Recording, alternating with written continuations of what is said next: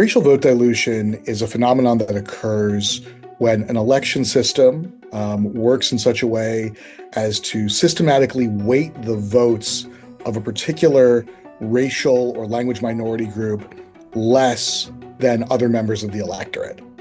There are two main examples of vote dilution. For example, you might have an at-large election system, right? Which is to say that the entire system votes for every single member of the city council or the school board. Imagine a city that elects 5 members to the local city council. They're all elected by the entire electorate. So in an electorate that's maybe 60% white, 40% black, and there's racially polarized voting. Racially polarized voting occurs when racial groups consistently prefer different candidates, and the preferred candidates of one group are usually defeated by the preferred candidates of the other group. And so they're never going to be able to overcome the white people who are 60% of the population always voting for their preferred candidate. You would have a scenario in which white voters would control all 5 of the at-large seats. Another example of vote dilution is unfair districts that are drawn in a way that does not fairly represent voters. There are 2 ways to draw unfair districts. One is called cracking, the other is called packing. In this example is that the districts have been drawn unfairly to sort of continue that locking out of black voters from the electoral process. Vote dilution is a problem. It can have real negative impacts on your life. If you have a system in which 40% of the population is totally unrepresented in government, and it becomes very easy for you to ignore the interests of that 40% population. The white side of town has roads, indoor plumbing, good schools, and instead the black side of town, in which there's no representation on a county commission, has outdoor plumbing, has septic tanks, has no roads, schools are underfunded. People are getting the majority of their government services from local governments. And so making sure that local governments are actually structured in a way that racial minority groups, language minority groups, as well as majority groups can have an equal say in government, it's just so critical.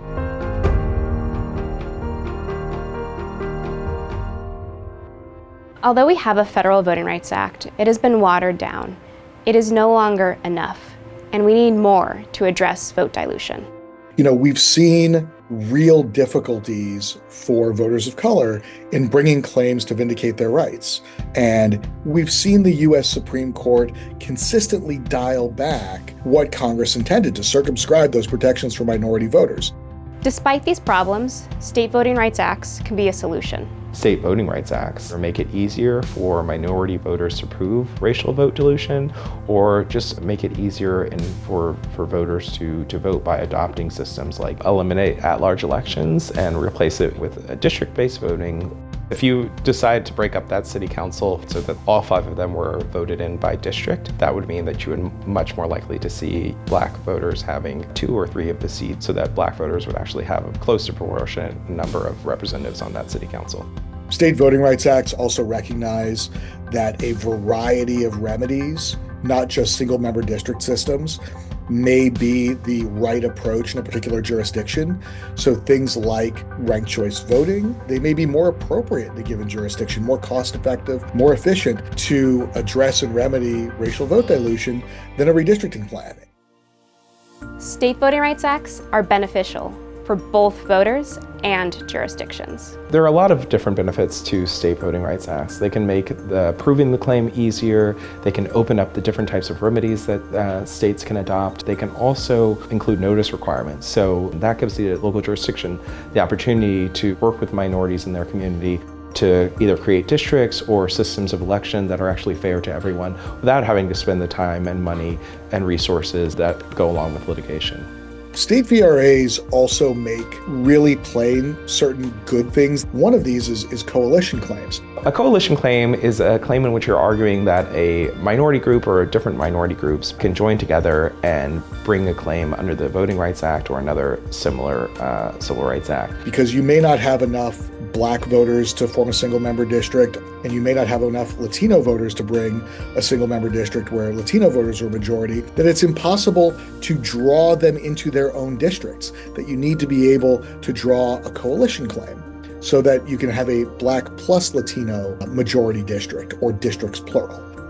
Even as we work to strengthen and restore the Federal Voting Rights Act to its full power, state voting rights acts can play a real complement to that. And so it's really important that our states continue to be the laboratories of our democracy and to do so in a way that is productive and moves civil rights forward. Thank you for watching LDF and CAP's State Voting Rights Act video explainer series. This video discussed vote dilution, and our experts explained how state voting rights acts can help address this harmful policy. To learn more about the essential components of state voting rights acts and how they can help us build an inclusive, multiracial democracy, check out our websites and follow along with this video explainer series.